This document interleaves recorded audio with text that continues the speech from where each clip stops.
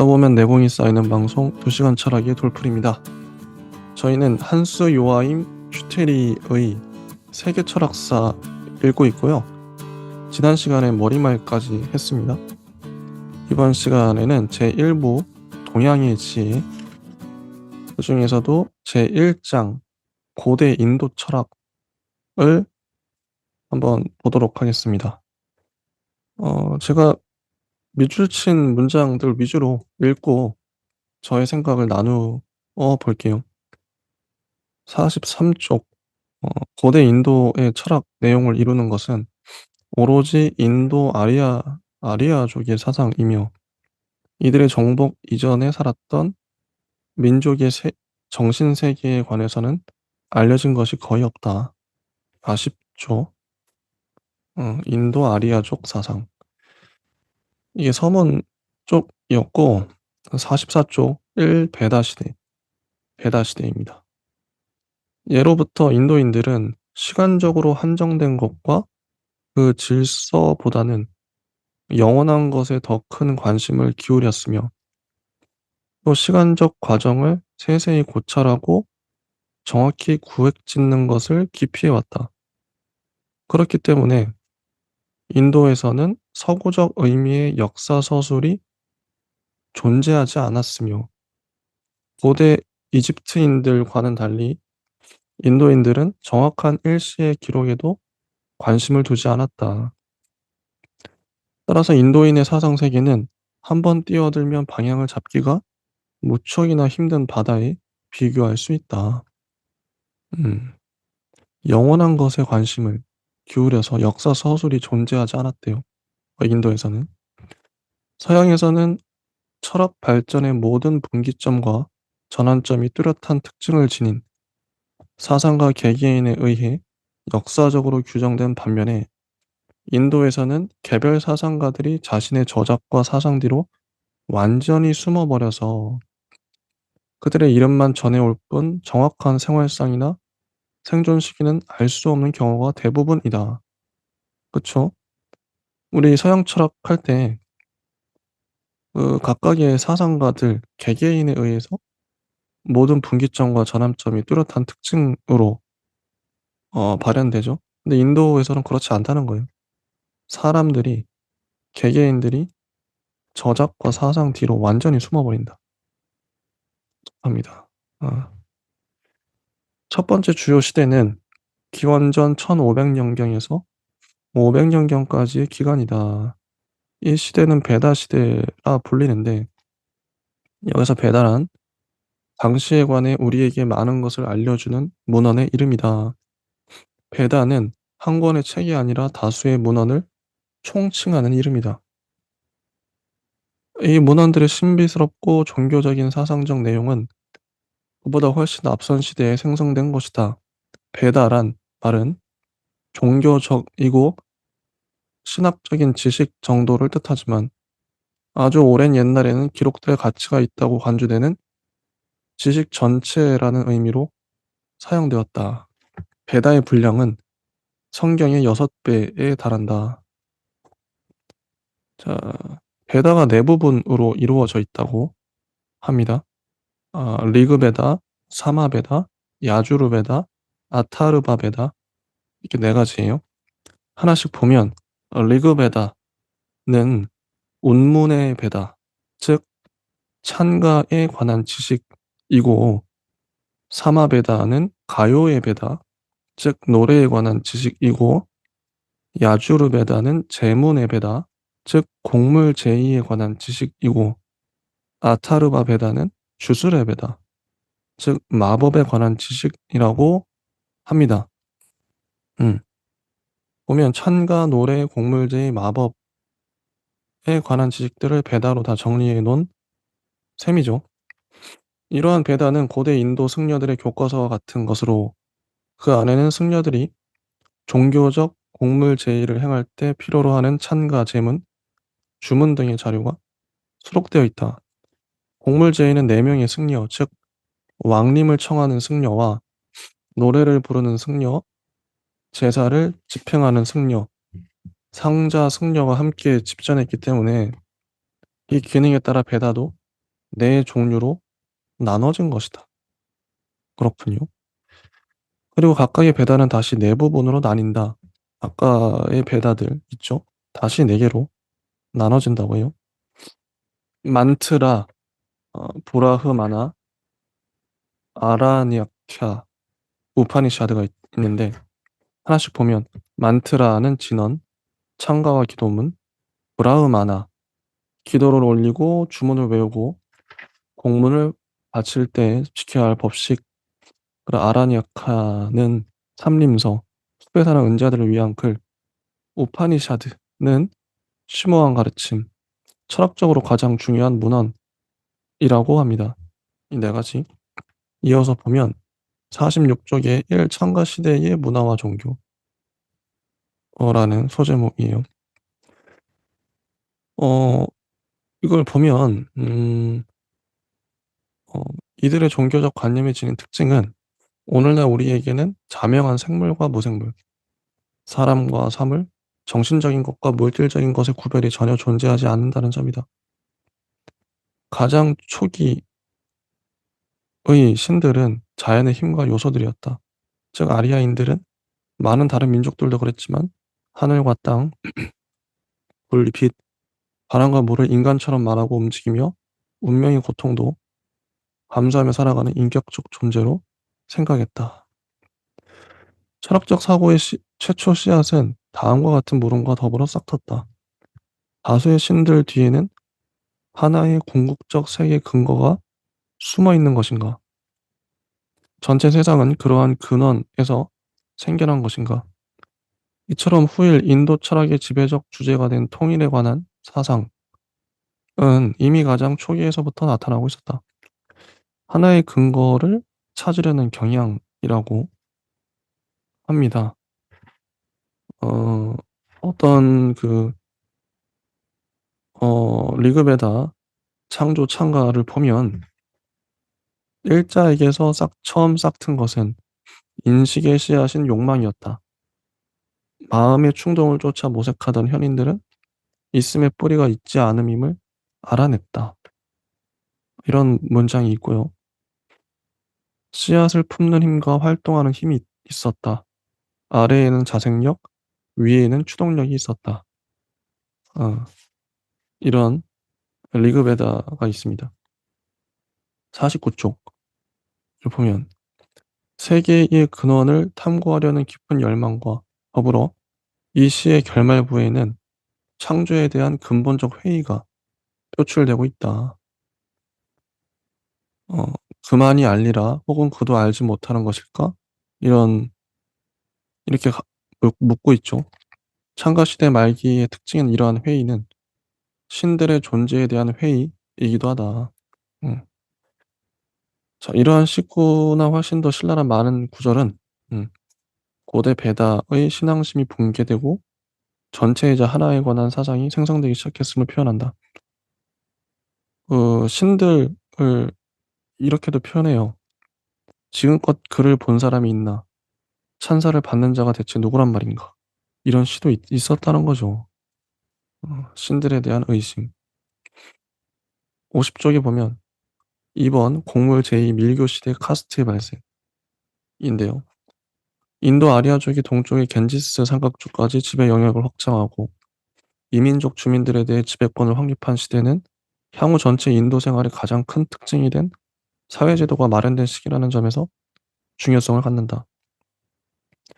20세기에 이르기까지 힌두교의 인도를 본질적으로 특징 지은 이 사회제도는 바로 카스트이다. 이 카스트에서는 승려 계층인 브라만이 특권적 지위를 누린다. 카스트가 형성된 데는 그럴 만한 이유가 있었다. 원주민을 정복했지만 수적으로 열세였던 아리아족 지배계층은 원주민과 피를 섞어 소멸되지 않기 위해 순수 혈통을 엄격히 유지할 필요가 있었다. 아리아의 우선은 아리아와 수드라라는 두 계층으로의 분화가 일어났다. 수드라라는 계층명은 원래 아리아족에 의해 정복당한 민족의 이름이었던 것으로 보인다. 따라서 계층 분화가 일어났다기보다는 정복자와 피정복자의 관계가 카스트에 의해 존속되고 회복 불가능하게 고착된 것이라고 말할 수 있다. 이게 카스트의 유래라고 할 수 있겠죠. 아리아족 내에서 다시금 세 가지 주요 계층이 나타났다고 합니다. 브라만, 크샤트리아, 바이샤인데요. 브라만은 승려고, 크샤트리아는 국왕, 제후, 전사, 네, 바이샤는 자유인, 상인 등이라고 해요. 51쪽을 보면 이들 계층 아래에 수드라가 있고 다시 그 아래에 파리아가 있었다.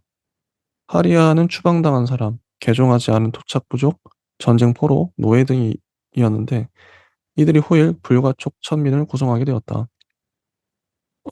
카스트의 계층 구조를 보면 일단 원주민이 있었어요. 원주민 인도 그쪽 땅에 원주민이 살고 있었는데 그걸 인도 아리아 부족이 내려와서 원주민을 먹어버린 거죠.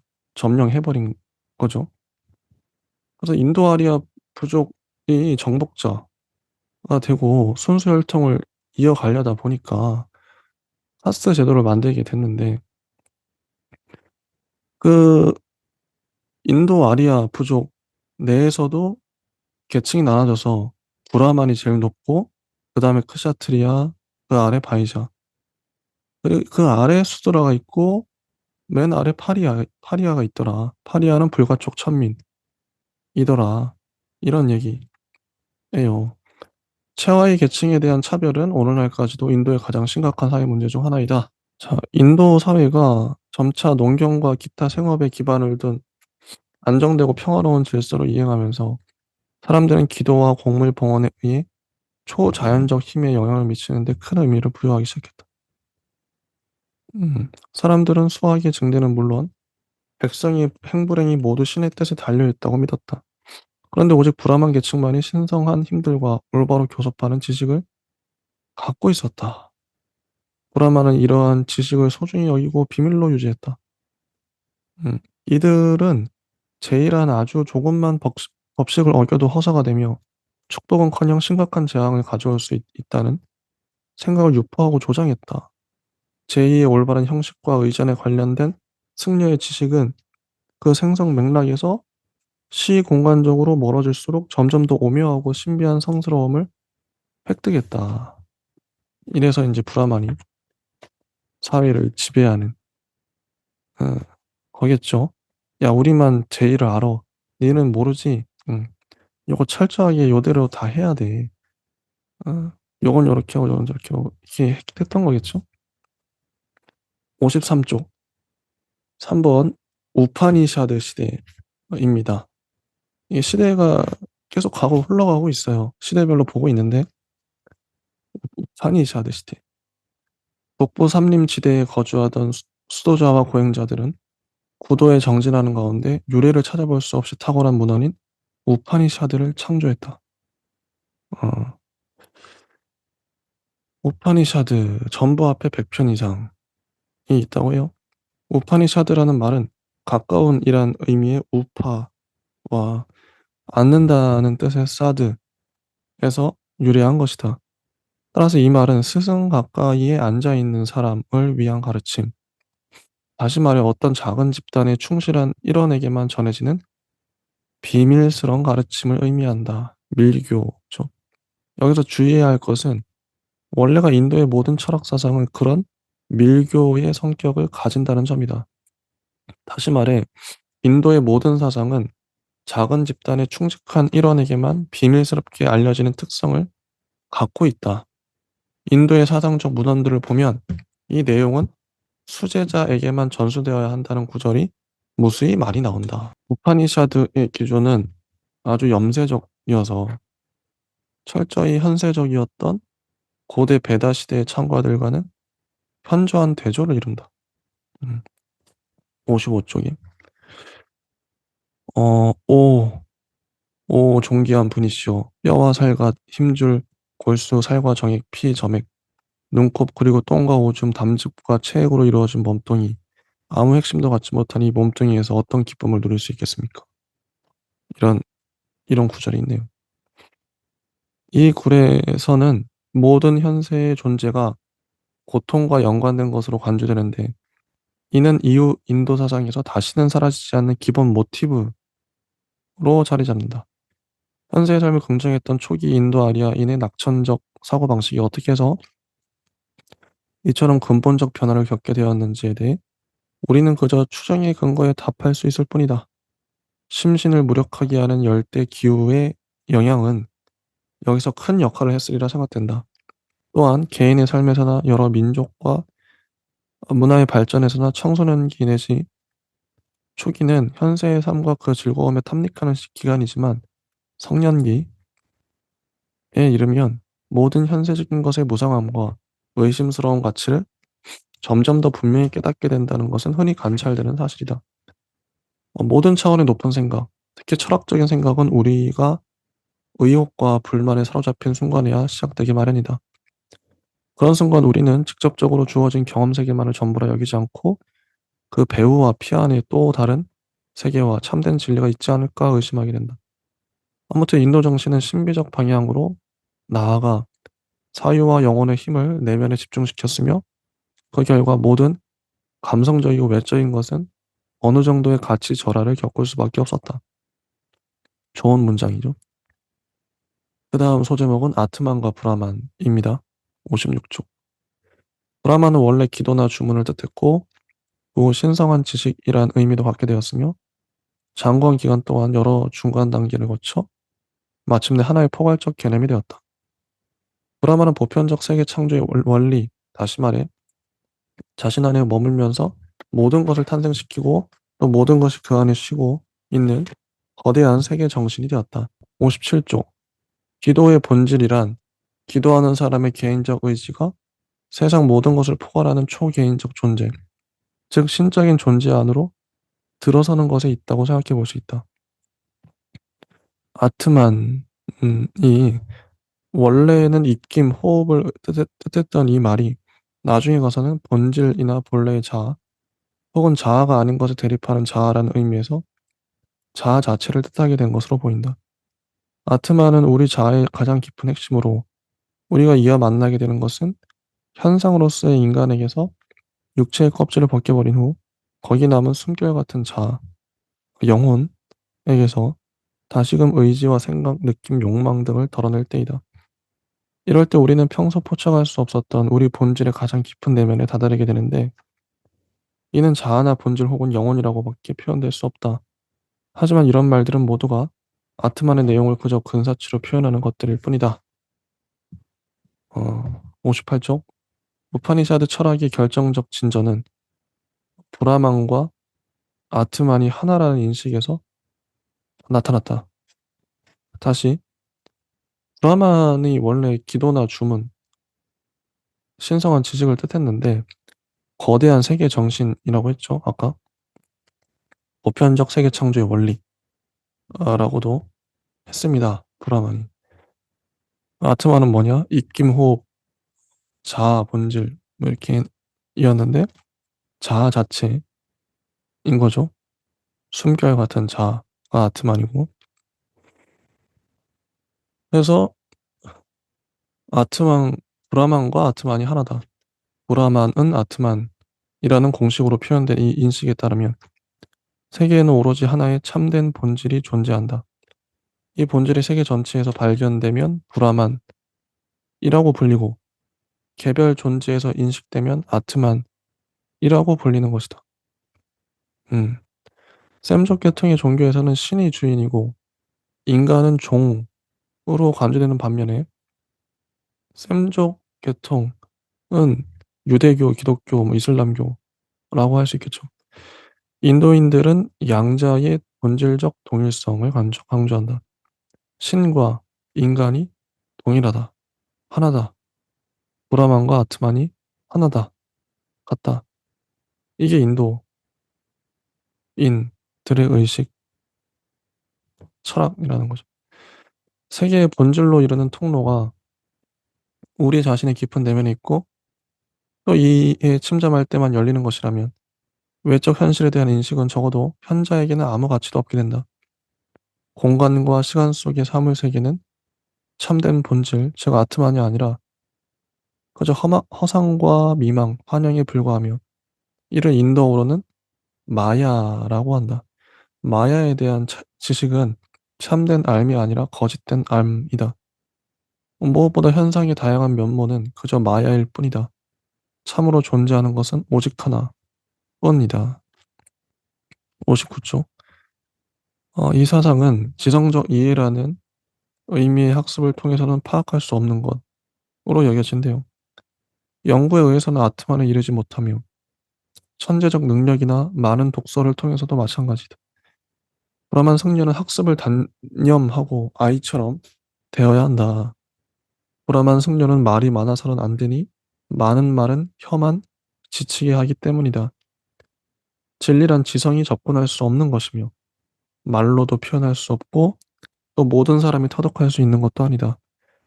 정선된 사람들 또한 오랫동안 정진해야만 진리에 도달할 수 있다. 우선은 외부 세계에 대해 모든 관심과 의욕을 끄는 채 정진과 평온, 침묵, 철저한 정신 집중과 자기 단련을 취해야 한다. 이는 정신이 마야의 기만적 모든 외피를 들추어내고 자아의 핵심, 즉 아트만에 이르기 위한 예비 조건에 해당한다. 자기 자신을 잊고 외적 성공이나 감각적 쾌락을 단념하고 고통과 고뇌를 의식적으로 짊어지려는 자세, 요컨대 금욕 생활, 이처럼 큰 역할을 하는 경우는 인도인 이외의 민족에서 찾아보기 어렵다. 결국 구도자는 전 생애가 흐르고 나서야 깨달음을 얻을 수 있었다. 깨달음을 얻기 위해 구도자는 각각 20년쯤을 요하는 4단계를 거쳐야 했다. 그 단계가 나오는데요. 구도자의 20년 단계. 구도자는 배달을 연구하는 브라마카린, 즉 브라만 행자로서 구도 생활을 시작했는데 이때 그는 자신이 선택한 스승의 집에 기거하며 지도를 받았고 공경과 근면, 정직함이 그의 의무였다. 수업은 구두로 이루어졌고 행자는 신성한 문구를 한자도 틀리지 않게 외워야 했으므로 수세기 동안 수업은 오로지 이러한 방식으로만 진행되었다. 상당한 근면함이 요구될 수밖에 없었을 것이다. 자, 근면해야 되고 암기력도 뛰어나야 되고 생활도 바르게 해야 되고 아, 성숙한 남성이 되면 구도자는 한 가장의 그리아스타, 즉 가장으로서 아들과 딸을 낳고 길렀으며 사회의 일원으로서 의무를 다했다. 아들들이 성장하면 구도자의 삶은 세 번째 단계에 접어들며 이때 그는 대개는 아내와 함께 고적한 삼림지대로 들어가 바나프라스타, 즉 현세를 등지고 영원한 것에 관심을 기울이는 삼림인의 생활을 시작하였다. 마침내 고령에 이르면 구도자는 모든 재산과 아내를 버리고 완전한 급역 생활을 하는 경건한 거린으로 방랑 생활을 시작할 수 있었다. 산니아시, 문자 그대로의 뜻은 현세를 포기한 사람이라 불렸던 이런 거린은 신적 브라만의 경지에 들어설 수 있을 정도의 영력과 지혜를 얻으려고 했었다. 이 최고의 단계는 오로지 브라만 승려 계층에게만 허락되었다. 보다 낮은 카스트는 대체로 가장의 단계에서 더 나아갈 수 없었다. 4단계로 이루어진 브라만교의 이러한 생활 질서는 실제적인 사회생활의 요구와 현세 탈피 및 현세 부정 그리고 금욕 생활을 소중히 하는 인도 사회의 강한 경향을 조화시키려 한 대범한 시도로 간주되어야 한다. 만약 후자의 경향이 압도적으로 우세했다면 사회의 존립마저 위태롭게 되었을 것이다. 개인으로 하여금 시민과 가장으로서의 모든 의무를 수행한 후에야 피하는 것에 전념할 수 있게 한 관습에는 분명 대단한 지혜로움이 스며 있다. 게다가 고령의 노인들이 현세적인 것에 등을 돌렸기 때문에 실제적 사회생활의 사안들은 생물학적으로 절정기에 이른 남자들이 주관할 수 있다는 장점이 있었다. 사실 어느 민족이든 노인들이 통치한다는 것은 바람직한 일이 아니다. 재밌죠? 정말 재밌는 부분이에요. 그리고 61조 윤회와 해탈. 한 존재는 그것이 무엇으로 이루어지는가에 따라, 어떤 행동을 하는가에 따라, 어떤 삶을 사느냐에 따라 새롭게 태어난다. 선을 행했다면 선한 자로 태어나고, 악을 행했다면 악한 자로 태어난다. 성스러운 업은 성인을 낳고, 악한 업은 악인을 낳는다. 그런데 높은 단계에 있건 낮은 단계에 있건 현재의 삶에서 어떤 실적을 쌓는가에 따라 끊임없이 새롭게 태어난다는 약속은 존재하는 모든 것에 괴로움의 성질이 있음을 통찰하는 사람에게는 그다지 매력적이지 못할 것이다. 따라서 참된 구도는 선행에 의해 높은 단계의 존재로 다시 태어남을 지향하기보다는 죽음과 환생을 끊임없이 되풀이하는 순환 자체에서 벗어나는 것을 목표로 한다. 바로 이것이 모크샤, 즉 해탈이란 개념의 의미이다. 그러니까 순환 자체에서 벗어나는 거. 영원한 순환에서 벗어나는 거. 새롭게 태어날 수밖에 없게 하고 또 어떤 새로운 삶을 살게 될지 결정하는 것은 행한 바이다. 이를 카르마, 즉 업이라고 한다. 카르마 업. 해탈의 예비 조건이 되는 것은 일체의 행동을 금하고 자기를 방기하고 생의 의지를 극복하는 것. 간단히 말해서 금욕이다. 하지만 이것만으로 충분하지 않다. 이에 덧붙여 무상성을 파악한 자만이 해탈의 경지에 이를 수 있다는 깨달음이 있어야 한다. 이러한 깨달음이란 아트만과 일체가 됨과 같은 의미이다. 그렇지만 아트만이 우리 자신 안에 있는 것이라면 굳이 죽어야 할 필요가 있는 것은 아니며 그에 대한 인식만으로 충분하다. 내가 바로 브라만이다 라는 사실을 깨달은 사람은 이제 해탈되는 것이 아니라 이미 해탈된 것이다. 그는 다양성의 환상을 꿰뚫는 사람이기 때문이다.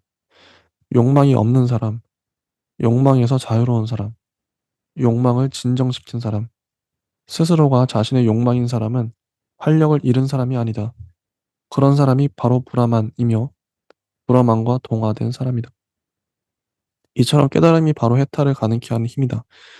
물론 서양인들이 흔히 불멸이라 여길 만큼 소중히 여기는 개체적 실존은 이 형태의 구원에서는 견지되지 못하며 거대한 세계의 바다로 가라앉는다. 광물이 바다로 흘러들어 이름과 형태를 잃어버리듯 지혜로운 인간은 이름과 형태를 훌훌 털어버린 채 모든 것 위에 있는 신의 지혜와 하나가 된다. 자, 우파니샤드 사상의 의의가 나와요. 만약 거대한 수수께끼의 해결이 가능한 것이라면 수수께끼란 사물의 본성을 말하는 바 그에 관한 인간의 의식이 조금씩 늘어나는 것에 비례해서 철학자의 생각도 조금씩 명료해진다. 그 수수께끼를 풀 열쇠는 자연의 비밀이 우리 안에 열려지는 곳, 다시 말해 우리 자신의 내면에 있을 수밖에 없다. 자연의 핵심은 인간의 마음속에 있지 않겠는가. 이런 개태의 시로 끝납니다. 일단 여기까지 하고요. 다음 시간에 이어서 해보도록 하겠습니다. 감사합니다.